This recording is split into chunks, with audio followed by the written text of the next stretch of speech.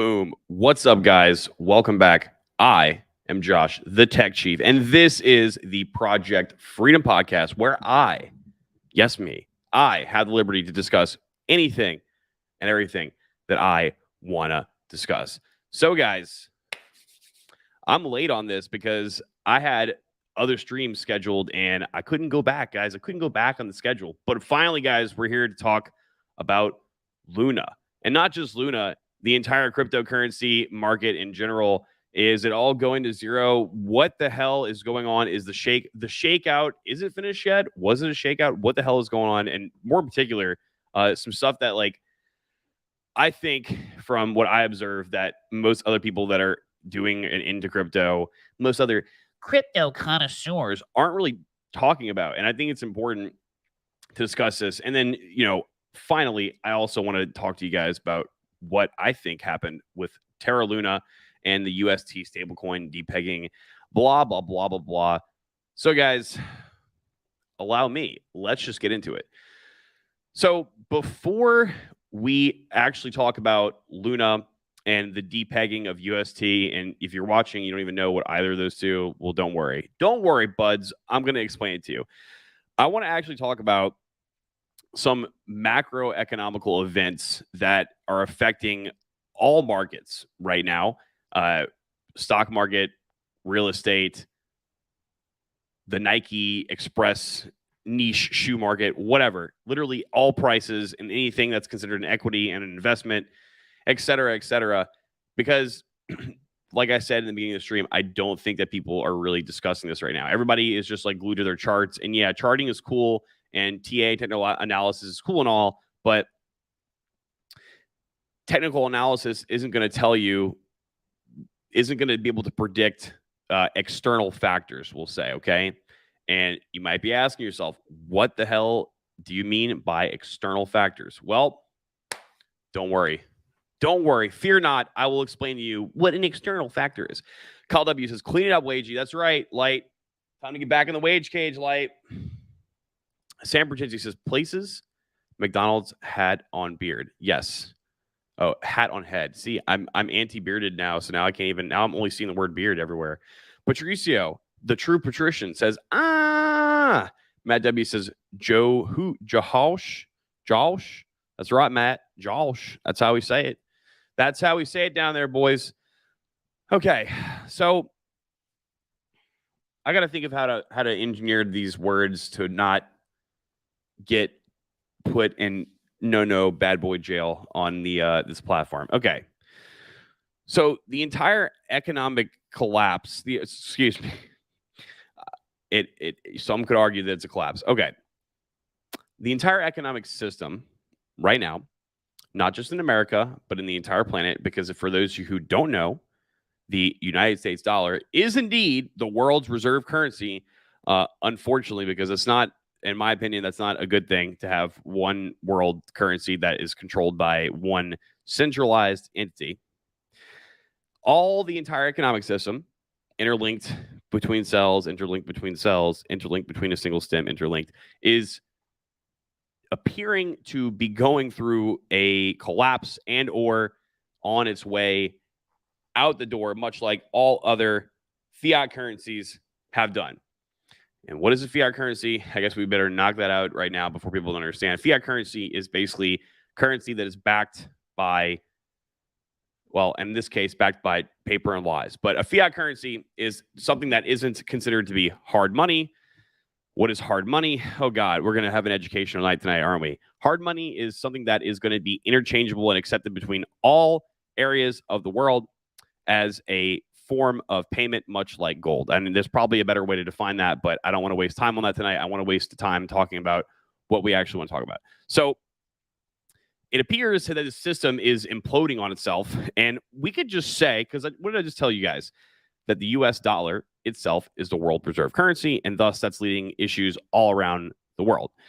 So we could say, and did I not already say, that this US dollar, this fiat currency, is controlled by a single centralized entity. We could say, we'll just call that a group of people. Okay, guys? And we can just call that they or them. So for the purposes of that, we'll just say they or them. They and them, and don't make me explain who they are. They are the ones that are watching this system. They are the ones who are in control of this system. They are the ones who either do things like raise the interest rates or lower the interest rates when they think that they need to either slow the economy up or tighten the economy, slow the economy down or speed the economy up. Quantitative easing or quantitative tightening, QE and QT. It appears that they, the ones that are watching it, this is all just happening underneath their guardful, loving, caring, watching eyes. So something that I think a lot of people have forgotten about, because this was in 2019 and now we're in 2022, and since everything gets memory hole, people tend to just, forget things that happened yesterday. So in 2019, they tried to raise the rates. And what does that mean? God, we're going to explain this too. The Federal Reserve, guys, they tried to raise the interest rates on the money that they basically print out and loan out or give out to people. Really, it's loaned, but they tried to raise the rates, which is what they're doing right now, which is why we're seeing all this crazy, for lack of a better words, clusterfuck going on. In 2019, guys, they tried to raise the rates, and there was this man that was in this house that was white. We could call it the White House. There was this man who was in this house, and he was orange. So for all intents and purposes, for tonight's stream, we can refer to this man as that orange man. They tried to raise the rates in 2019, and the orange man said, no, that doesn't make sense. Why are you doing that? Stop doing that. Don't raise those rates. I believe that if they did raise those rates in 2019, that what we're seeing right now, where we're at right now, this would have already happened, and quite possibly where we're at right now, things could already be much, much worse. And I believe that if they end up having their way, that it could end up, and probably will end up, being much worse than it is now. But W says, pegging is scary enough, but depegging, nice. Sam Pertenzi says, fiat currency is the Italian car company's new tiny car model. Well put, my friend, well put. Snowman Mike says, so go all in on Luna? Well, man, for the low price of like $2, you too can have 200,000 Luna tokens. Whoa, raise rates, not on Orange Man's watch, puts on cape. Yes, indeed. That orange man put on that orange cape, and he was like, no raising rates for me today.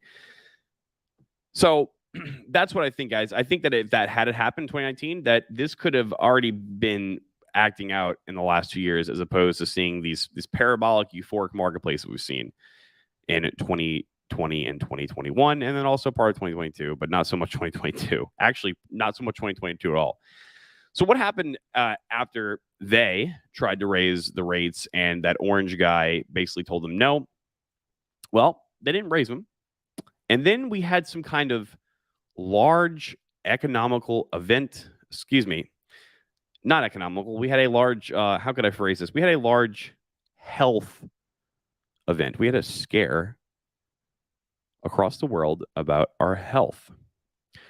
So if you guys haven't been paying attention in the last few years, there was a scary thing in the air going around, and it was basically vaporizing anyone and everyone that stepped foot into the sunlight.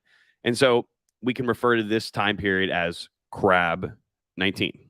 So for all intents and purposes, guys, for the rest of the stream, we're going to refer to this time period, or this thing, this epidemic, as Crab 19. So then what happened over 2019 when the orange man said no to they raising the rates? Well, we had Crab 19. Crab 19 did proceed as planned. And the economy, it's been getting worse and worse and worse since Crab 19. And not just in the U.S., guys. Not just in the U.S., in other countries as well. It's literally almost every single country except for One very large Slavic country. Go figure how that happened, because weren't we supposed to be putting some kind of like sanctions in place to hurt this said Slavic country? Huh. Meanwhile, their currency is like the strongest currency in the world right now. Shh, I didn't say that. That's bad speak. But instead of me sitting here and naming every single country, let me just show you guys some data on one country in particular that we know in the past has had terrible economic problems. And that is Greece. And my friends, you might be asking, why is this important? Well, for example, Greece has recorded its highest prices increases in 20 years. In 20 heckin' years, guys. What do we know about Greece? Greece has had some pretty bad economical problems in the last 20 years, right? But for right now, if you guys look at this chart right here, and we'll actually go 25 years. Look at that. The largest price increases in Greece in 25 years. And I'm using Greece as an example, guys, because that should put something into picture for y'all, okay? If you thought Greece had it bad already, go ahead and take a look at this chart, my friends, because it's not pretty. And Greece is not the only country. It's all over Europe. It's all pretty much everywhere except some large Slavic country. And they might be telling you that it is bad over there, but if you know anybody in that country and you talk to them, they're doing okay. It's very hard for them to survive without Starbucks and McDonald's. Trust me, when they wake up every day and they can't go to Starbucks and they can't eat their McDonald's, they're no, please, no. But other than that, they're doing okay. You could argue a lot better than we're doing here. Patricia says he misses the Orange Man. Yeah, the Orange Man wasn't so bad, was he? Coof outbreak. Yes, indeed. Luna literally went to zero. Stimma Mike says, wait, Orange Man good? Question mark. Orange coin solution? Question mark. Well, we do have the Orange Man utility coin, the Orange Man utility token, the token, which I mean, I made in the Robson test network. Guys, should I spend the money? Should I spend the $700 of Ethereum to deploy that thing to the Ethereum mainnet? Do you guys want to get airdropped some Orange Man utility tokens? Let me know. Leave a comment. Sam says Luna subreddits and Twitters had lots of self-cancelers. Yeah, so like we're gonna talk about that. Matt W says, and this scary invisible air bug might or may not have had the same respiratory effects as cobra venom. And the flu. Danielle says Slavs are sturdy. Yes, they're more sturdy than the soy-laden Americans that we have over here. Matt says, because I squat instead of sitting for hours. We got to do the Slavic squat, my friends. Got to do the Slavic squat. So, yeah, guys, Greece, largest price increases in 20 years. If that doesn't say something to you, well, I can't help you. Okay, so that orange guy, he was in the house that was white. So for all intents and purposes, if you remember, guys, we're calling this man the Orange Man, and we're calling this White House the White House. Now, that orange guy, he's not in the White House anymore. There's a new guy, a new group of people in said White House. And who is this guy? Well, he's some guy that apparently loves to eat ice cream. So for all intents and purposes, for the remainder of the stream, we will refer to this current White House resident as the Ice Cream Man. So, Ice Cream Man is in the White House, and he's been there for well over a year now. And what has happened since he has been in the house that is white? Well, Crab 19, that's not over. That's not really a thing anymore, right? No one's wearing masks on plane anymore. Businesses are not being forced to shut down. So, why is everything still messed up? And in fact, why is it getting actually worse than it was before? Well, if you guys didn't know, that Ice Cream Man that resides in the White House, him and the whole group of people that are there, they are responsible for taking care of this economy in part. Not just them, but the Federal Reserve too, the other they that we referred to in the beginning of the stream. And so you might ask, well, if things are getting worse and we don't have that same Crab 19 thing, then why? Why is it the case? Well, my friends, it's quite simple. In order to understand that, maybe we should take a look at what the Ice Cream Man has been doing. The Busco says, send Orange Man utility tokens to this address in the chat. And guys, the Busko, he is Ukrainian. So if you guys don't care about Ukraine, of course you guys care about Ukraine, right? You want to give all your tax dollars to Ukraine. Please donate some Orange Man utility tokens to this address here for the Busko because he's Ukrainian, guys. We got to help. We got to help the yellow and blue. Sam says bankers kill more people than bombs and guns. Shh. Oh no, that's bad speak. Cannot copy and paste. Not on phone. Orange Man greater than Diaper Man. You know, one could argue that. Snowman Mike says everyone loves Brandon. Insert Greta Thunberg. How dare you, guys? You know what? I'm sick of not having the soundboard anymore. We're gonna go rig up a solution to that. The easiest thing to do would be where I don't have to plug it into the computer itself. I can just run it through this, which I think I need a cloud lifter to do that. I don't know. Kyle, we got to go probably figure that out this weekend too. So Mike says, guys, I found the solution to end all problems. Just print more money. Well, gee willikers. Why don't we just print more money? I mean, that solves all solutions, right? Sign up for the banker mindset, guys. It's only 100 trillion Zimbabwe dollars. And at this rate, the current US dollar is going to be priced at the value of the same as a Zimbabwe dollar. And that's also Russia's fault somehow. So Snowman Mike, yes, indeed. That's also Russia's fault. So, guys, back to as I was saying, in order to understand why the economy is still getting worse and worse and worse, even though Crab-19 no longer exists, we must take a look at what the ice cream man is doing up there in the house that is white. So the United States CPI, or Consumer Price Index, is insanely high. And what does that look like? What is CPI? Well, CPI is basically a measurement of goods and services and their price. And every month, since they've created this whole CPI thing, the Federal Reserve and the United States government go and measure it, and that is an indicator of the current level of inflation. And by the way, they changed the CPI equation over and over and over again, and it almost seems like they changing it to whatever fits their needs. So if you actually use, like, for example, if you use 1980s CPI equation and apply that to today, it indicates that our inflation, that our CPI, our consumer price index, is actually above like 20% and not 8.5, as I say. But anyway, that's just a conspiracy, just like everything else that I talked about on this channel, and totally didn't happen to come true over the last year and a half. That's bad speak. So we know that CPI last month basically was like the highest that it's been in God knows how long. A long time, more than a decade, since the 1980s itself, in fact, since the time that they had to change it to fit, we could say fit their narrative, but you could argue against that. So the CPI is high, and the ice cream man, he knows that, guys. He knows that. He also knows that oil and gas is at an all-time high, among many other things. Okay, so that guy, the ice cream guy in the house that is white, he knows this, guys. He knows it. Of course he knows it, because he's there talking about it on the good old television for you guys to see every single night and every single day. If you guys actually do still watch the centralized news network or the mainstream, the lamestream media. So what is he doing about it, guys?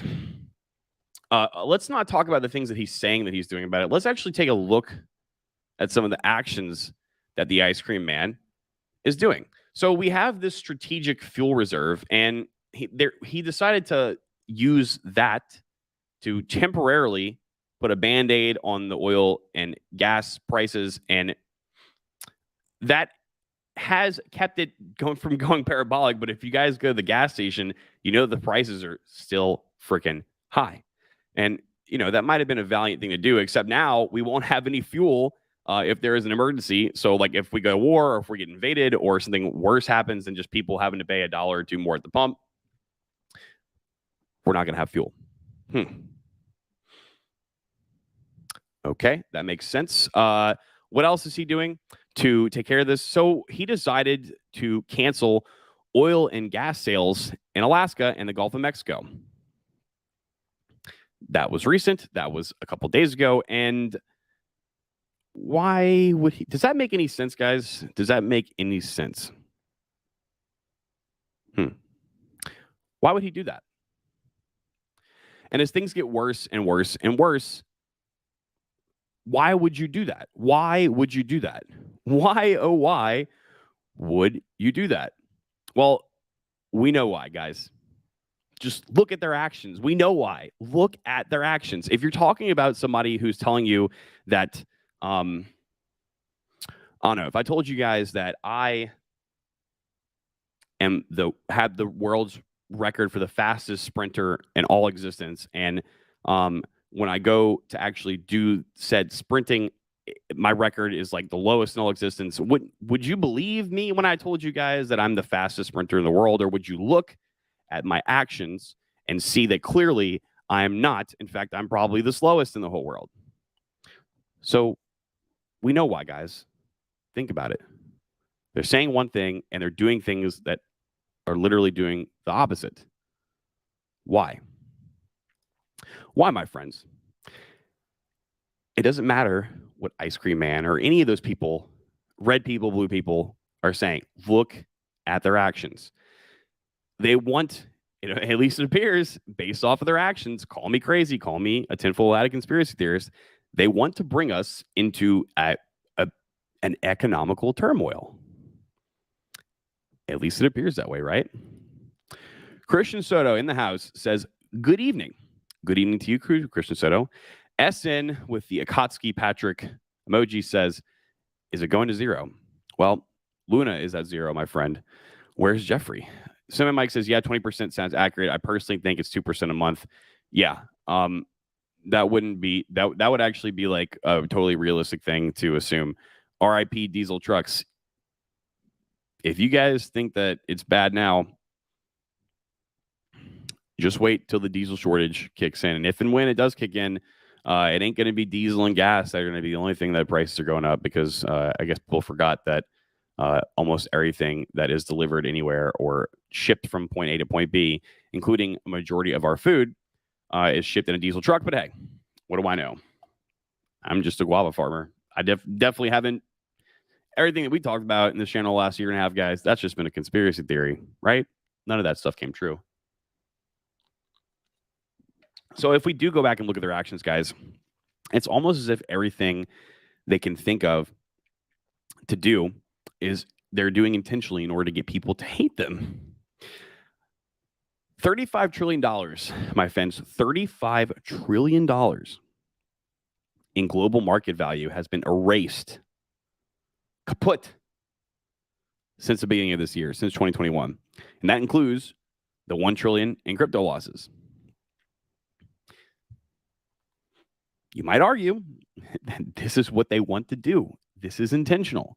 They don't care about the people. They don't care if you're suffering. They don't care if you can't afford your homes or if you lose your jobs. As long as they can push some kind of particular agenda that they seem fit, well, they don't care. So it's starting to look like, my friends, it's starting to look like this is all intentional. And it's funny because, I mean, it's either intentional or it's coincidental, especially when things and people like Bill Gates, man, that Bill Gates guy, he must be really lucky. Guys, he always happens to invest in something before there's a shortage in it, and then ends up making an insane amount of profit. And I guess he's just really lucky, guys, right? That Bill Gates guy, he's just really lucky. And you know what? Candace Owens, regardless whether you guys like her or not, I'm kind of undecided on the woman, to be honest with you. She's a public figure, and she happens to agree with me. And look at this tweet that she tweeted out from 2 days ago. She says, doesn't Bill Gates just have the best luck? Just like with the Coof vaccine. He didn't make an investment. He makes an investment, and then suddenly there's a pandemic or a shortage, and everyone must line up for his product. Of course, he's invested in lab-produced breast milk, because if you guys didn't know, there's currently a baby formula shortage. And hey, just so happens that recently Bill Gates was invested in a lab that uses human mammary glands to make synthetic, or I guess it's not synthetic if it's a mammary gland in a machine. I don't know what the hell that is, but some kind of like non-human made but human DNA based breast milk. That Bill Gates guy, he's pretty lucky guy. Stomach Mike says, I don't believe you about doublespeak. If what you say is true, then they tell us on the TV, so it must be false. Yes, precisely. Sam says, shit is about to get hairy in Europe. Yeah, I wouldn't want to be over there. The Booster said, should people worry about something like this happening to USDT? So I'm going to talk about that in particular when we talk about the Luna part. But in all honesty, no. And I can explain that. But as long as Tether is, as long as you can take, if I have 100 USDT and I go to Tether and I want to literally cash out my USDT for their collateralized dollars, as long as they're still giving that cash back, which they have been and they are, it doesn't matter if the USDT on a market, on a chart somewhere on an exchange is getting sold for 5 cents less than it is. What that actually means, and I'll just explain this now. So if you guys see like USDT or USDC or like Binance USD, if you guys see that going under $1 on an exchange, and this is fucking stupid because the entire news, everyone's like, Terra lost its peg to the dollar, and so is USDT, and so is USDC. Terra, there's a reason why the peg was lost, because it's an algorithmic stablecoin, and we're going to get into that when I get to the Luna part. But USDT and USDC, all these ERC20 tokens, all these tokens that they make for their stablecoins, where one coin equals $1, they create them when they have the physical capital behind it to back it up, and then destroy them when they give the physical capital away. So they're actually collateralized, fully collateralized, although Tether, that's a different story that potentially might only be like 80% collateralized by cash and the 20% is like real estate or something. I don't know. But at least with Circle and USDC, you can always go in and you can exchange it for $1 1-to-1. So when you guys see those things going like to a couple cents off the charts to $1, that's literally because people have agreed to sell them at a discount. And what we saw with USDT, it's depegging because it's not, there's no algorithm that pegs USDT to $1. What we saw happen, guys, I believe, was people, let's just say, for example, US Terra was crashing, UST was crashing, the stablecoin was crashing, and you don't really know a whole lot about algorithmic stablecoins or stablecoins in general, and you just assume that, oh my God, stablecoin go bad, all stablecoins going to go bad. And they were desperate to cash out. So they were like, I want to get rid of this. I want to get rid of 100,000 USDT immediately. So I'm going to, instead of selling it for $1 like I would normally, I'm going to put my order in to sell it at 96 cents. So to them, they're like, hey, if I sell it and I lose $4,000, so I get $96,000 instead of $100,000, that's worth it for me because I'll still get to keep. I only lost $4,000. I also get to keep $96,000. That's just somebody agreeing to sell it at a certain price. It's different than the actual UST pegging. Sam Perchinsky says, big Slavic country, no like the big blonde gibberish-speaking country on border join club of super friends. Snowman Mike says, 1 trillion lost equals C printing money doesn't result in inflation. Boom. Boom. You got it, man. You fucking got it.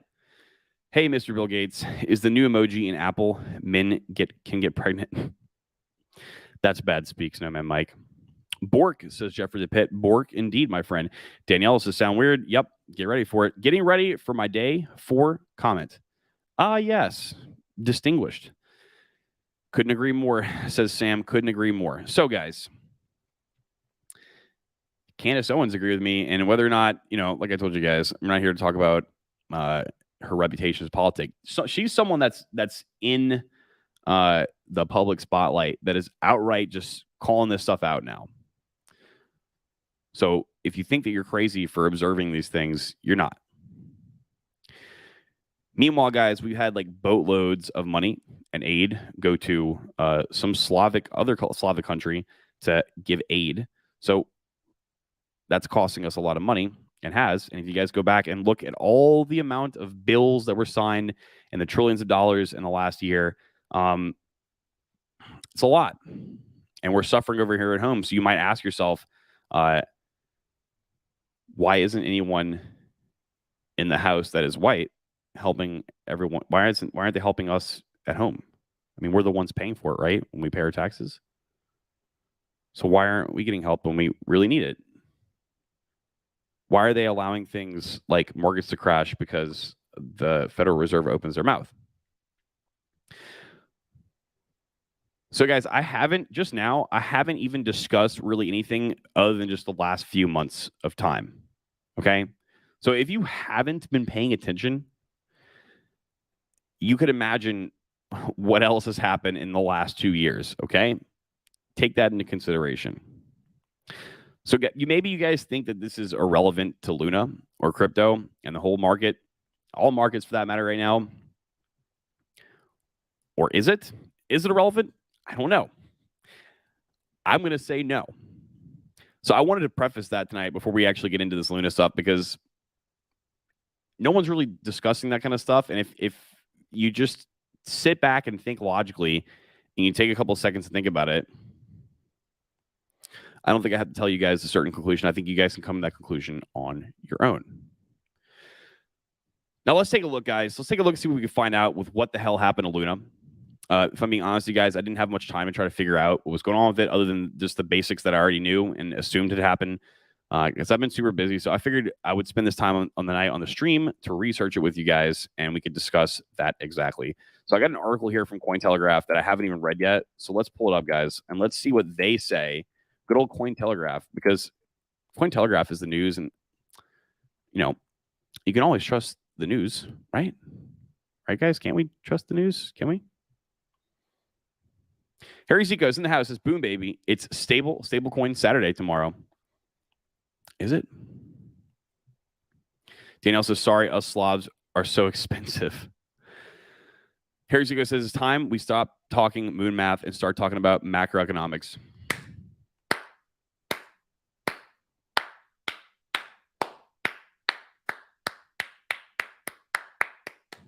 You know what, too, Harry? You know what, man? Let me, whether it's moon math based off of like fundamentals or you're looking at charts, let me show you guys something.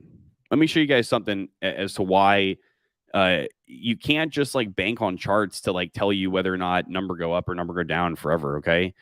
So check this out, guys. This is Bitcoin chart in 1 minute that I just leave open because I'm paying attention. And if we go back to the 1 day instead of the 1 minute chart and we look out right here. All right. So this doesn't look good. And I'll explain to you guys why without having to explain anything about TA. So you guys see this whole little region right here that I just circled right here. Okay. So that was in the last like 3 days. All right, guys, that was in the last 3 days.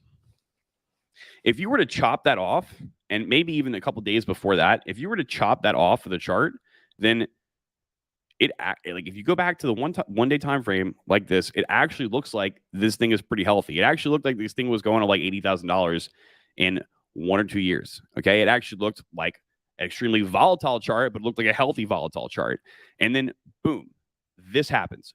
There's some people that are saying that they saw this stuff coming in the charts, and you can, guys, if I'm being honest with you guys, technical analysis and charts, they're like astrology for guys. All right.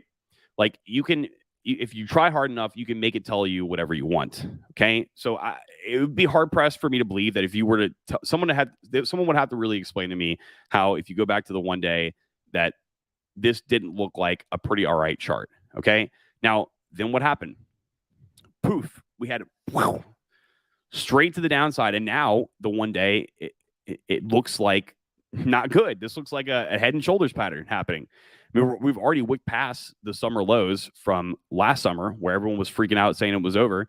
And this literally looks like, that looked like a head and shoulders. And this looks like, a head and shoulders inside of a head and shoulders. Basically, guys, it does not look like it's good. Now, how could that happen with Moon Math and TA, if it all just tells us the future? Well, because what Mr. Harry Zico said in the chat right there, it's time to start talking about macroeconomics. People are not paying attention to that ice cream guy in the White House. The stuff that they're doing, it can directly affect this. And another thing to take into consideration is that when you have a lot of world governments and central banks who absolutely hate crypto, and these are also the richest and most powerful people on the planet, and these are traded markets, openly traded 24 hours a day, for that matter, because it's crypto and doesn't close like the stock market, and you have unlimited access to unlimited money because you make the money, and you hate crypto, you can take that money and use it to do harmful things to the market, not just the interest rates. And we're going to talk about that in a bit with the Luna price going down and basically the massive amounts of shorts that were opened up on Binance, because that large amount of money to buy all those shorts didn't come from just nowhere. It was definitely from some very wealthy people, you might say. Perhaps the people that make the money. So, guys, let's look at this Cointelegraph article. And they say, and this is back in January 27th. So this is going to explain how Luna works itself for you guys out there, because I don't want to have to explain it to you guys. I also have some pictures too to explain that. But anyway, let's go to the part where it says explaining the pegging. Okay. So here's Terra's algorithmic market model, because again, it is an algorithmic stablecoin. So it's not just like, hey, we're Circle Bank and we have $100,000 cash. We're going to make $100,000 of US. We're going to make 100,000, USDC, and we're going to back that by our actual money. So people want to come and bring their USDC in to trade it. We will give them $1. We'll give them $1 for each USDC. This is an algorithm that does this, not like Circle, like USDC, like we just talked about. Okay, Terra's UST was an algorithm. And how does it work? So basically, guys, if the pegging of the UST stablecoin goes greater than $1, then you take the other native asset, Luna, and you burn it to increase the UST supply. Basic supply and demand, the more UST is in circulation, the price will go down, and it'll keep it at $1. And then the inverse. So if it's less than $1, you're going to burn UST and mint Luna. Because the difference between Luna and another smart contract capable blockchain, for example, Ethereum, is that Ethereum has one native asset that powers it. Ethereum, right? Luna, or Terra blockchain, it had two native assets that powered it, both Luna and UST. You could use both Luna and UST to pay for fees on the chain, and hence, it takes UST to make Luna, it takes Luna to make UST. They're interchangeable, okay?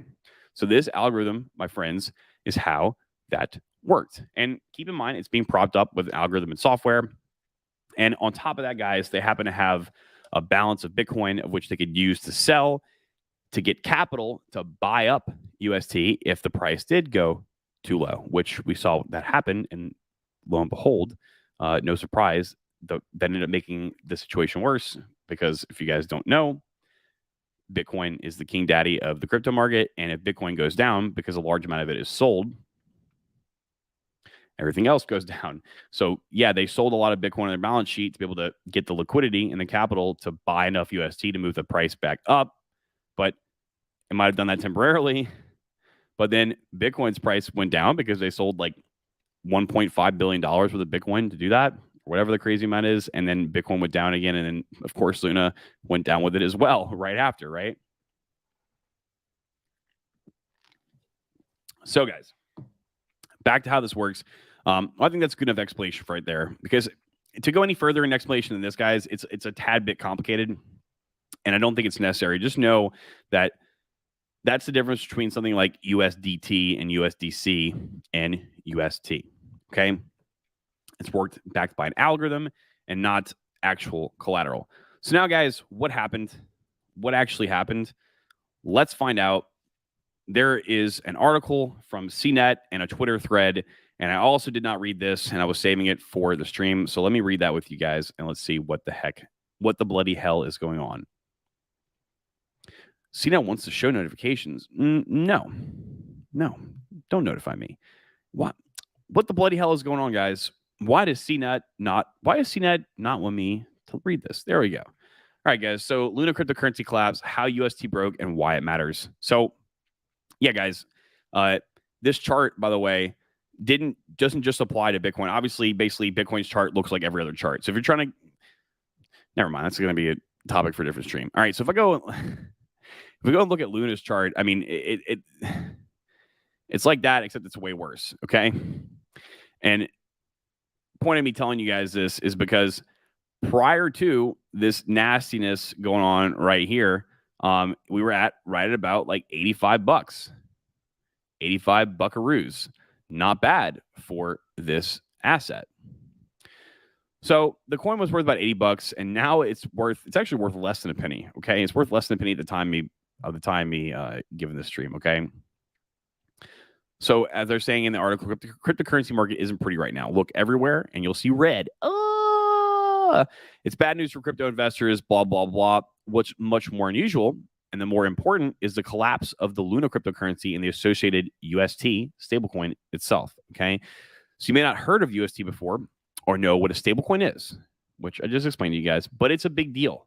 Billions of dollars in crypto's wealth has been vaporized, sending shockwaves throughout the whole market. So two intertwined stories here. The UST stablecoin and that of Luna, both of which are part of the Luna blockchain. I just explained that to you guys. Its value has collapsed in one of the most stunning crypto crashes ever recorded. That is ugly. And yes, it was $116 in April. Now it's less than a penny. And not very good, right? Then they go ahead to talk about what a stablecoin is, what are they, what went wrong. Okay, so this is probably something we want to read. UST at the time of writing was 44 cents, and you guys know now it's a lot less than 44 cents, right? It is a lot less than 44 cents now. It's like less than 1/18th, 1/100th of a penny. So it all started this weekend. Over $2 billion worth of UST was unstaked and taken out of Anchor Protocol. If you guys don't know what Anchor Protocol was, I've talked about it on a previous video, which I did say is a good way to receive passive income, but I said that it was risky and that it risks collapse. Literally 2 weeks later, this happened. Go figure. Over $2 billion of that UST, guys, it was unstaked. It was taken out of the protocol, the smart contract that allows you to get yield on it. And hundreds of millions of that was immediately sold. So whether this was you're saying in here, whether this was a reaction to a particular volatile period, interest rates going up has particularly affected cryptocurrency prices, or a more malicious attack on Terra's ecosystem is an ongoing topic of debate. Such huge sells pushed the price down to 91 cents. So then, guys, traders tried to take advantage of the arbitrage, exchanging 90 cents worth of UST for $1 worth of Luna, but then a speed bump appeared and only 100 million worth of UST could be burned for Luna per day. So investors already flighty in the current gloomy market flocked to sell their UST all at once and couldn't retain its peg. After reaching a low of 30 cents on Tuesday, the coin rebounded to 44 cents, far below its $1 goal. Its market cap was around 18 billion, and just a week ago, it stands over 5.3 billion. It was basically like the market cap's like nothing now. Jeez. A stablecoin backed by Costco, hot dog, and Pepsi. Oh man, that's not funny. So here's the part that I wanted to actually look at, because this part I've heard things about, but let's see what they say. So they say, on the possibility of this being a malicious attack, some have speculated that an attacker attempted to break UST in order to profit from shorting Bitcoin. That is, betting on its price going down if would-be attackers created a large position in UST and then unstaked $2 billion at once. It could depeg UST, which means Terra's team would have to sell all portions of a Bitcoin reserve to repeg the stablecoin. Once investors saw that UST lost its peg, they would then rush to unstake, sell the UST, which would require more Bitcoin reserves to be sold, adding further sell pressure. So that's something to think about, because this did all happen at once. And I don't know if they explained this in the article too. We're going to talk about that. There was a massive, massive short position taken out on an account on Binance Exchange. And it kind of just seemed like there were billions of dollars of capital all at once, coordinated to basically push this, to basically put this thing at zero. Okay. That's why at the beginning of the stream, I'm telling you guys, if you're the people who make the money and you have unlimited access to unlimited capital, you can do pretty powerful things with like destroy markets. And one example in the past I would point to is, you guys know that George Soros guy. I'm sure you guys have heard of him. He basically did the exact same thing via arbitrage to the Great British Pound. He basically made it lose its pegging to silver and basically ruined their currency. So I don't know. I wonder if he's done that again since then, or him or his associates have happened to do that again in recent time. I wonder, weren't we just talking about depegging of a currency, a digital currency that used to be a dollar UST? No, that can't. No, it couldn't be that. Couldn't be those people. No, they're definitely not all together in the same cahoot. They're definitely not in cahoots, guys. No, stop. I know what you're thinking.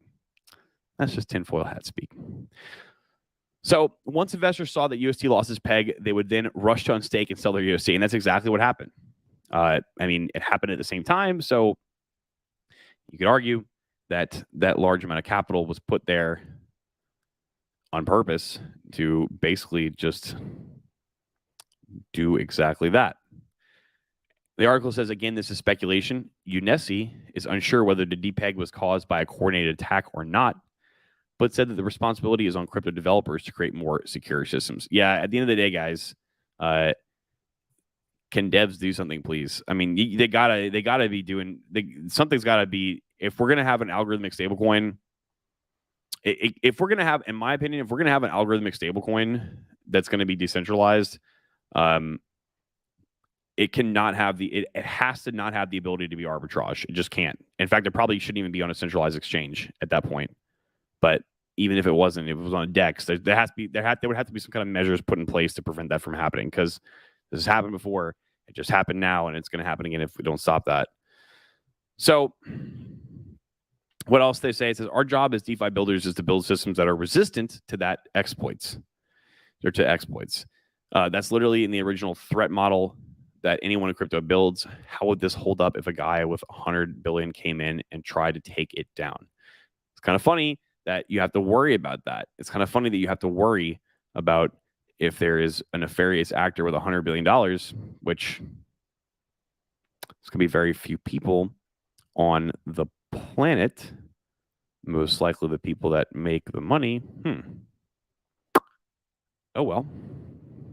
Simba Mike says, Luna going to zero had more deaths than Koof. Ooh. I hope that's not true. Appliance Guy says, Soros helped tank the economy of Greece. Soros loves to help tank economies. He does indeed. So 4 years ago, while working as a DeFi analyst at Scalar Capital, UNESI called Terra's model, quote, broken. And what did this guy say? He said Terra could have grown to be 10 times as large before such a crash. He said to CNET on Thursday, better that we pick the bubble of unsustained protocols sooner than later. So why does this matter? So first off, $15 billion crypto value has just been wiped out through Union and UST alone. That's pretty bad. Okay, that's pretty bad. Second, it raises questions as to stablecoins. And so people are always talking about, were actually like fudding up Tether and USDC. I told you guys my take on that. Again, UST was unusual in that it was an algorithmic stablecoin unlike Tether and USDC. Now that doesn't mean, guys, listen to me.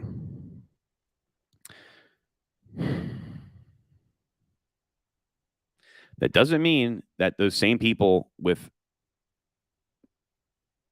hundreds of billions of dollars can't and won't utilize their money to attack these double stable coins and everything else as well, okay? I'm not predicting the future, but I definitely believe that they'll try it eventually, okay? They'll try it eventually because they don't like this stuff, okay, guys? They don't want anyone else to be able to create dollars except for them. Only they can print money, okay? Don't you guys understand? Only they can print money, okay? Don't print money because you're going to make them mad. Danielle says, isn't there still an arrest warrant out for Soros in Hungary? I don't know. I really don't.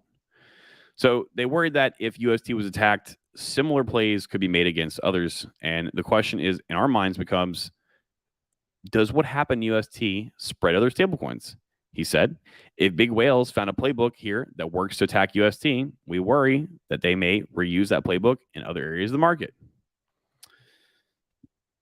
Lastly, and possibly most significant, the collapse of UST has caught the attention of powerful politicians and regulators. Secretary of Treasury. Don't worry, guys. First of all,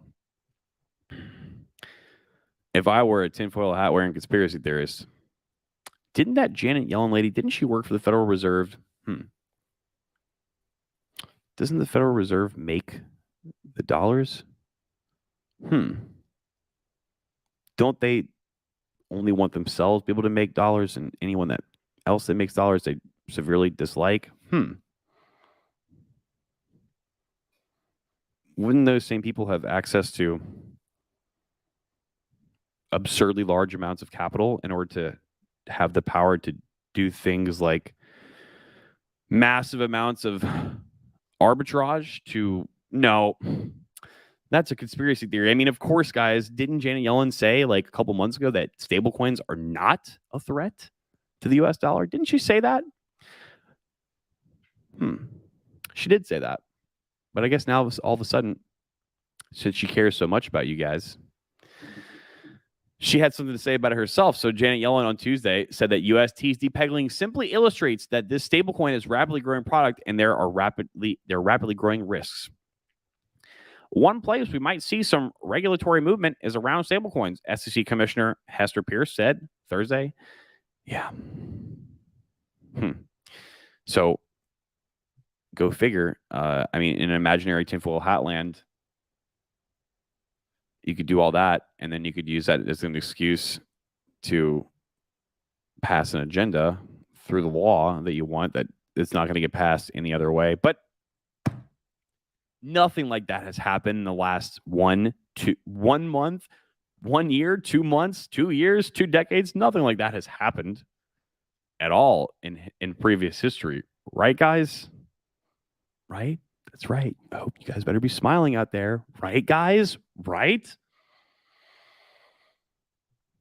Snowman Mike says, how dare you take the Fed's toy away? Give baby back his toy.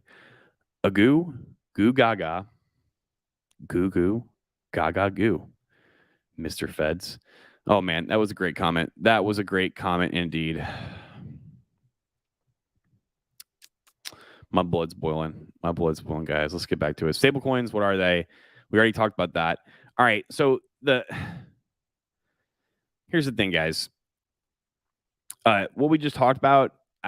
We know that fucking Sifu, we can see through his wallet that he was selling massive amounts of UST. Just so happened to be at the same exact time that this attack was going on, while a $2 billion short on Luna on Binance happened to coincidentally go on at the same time. But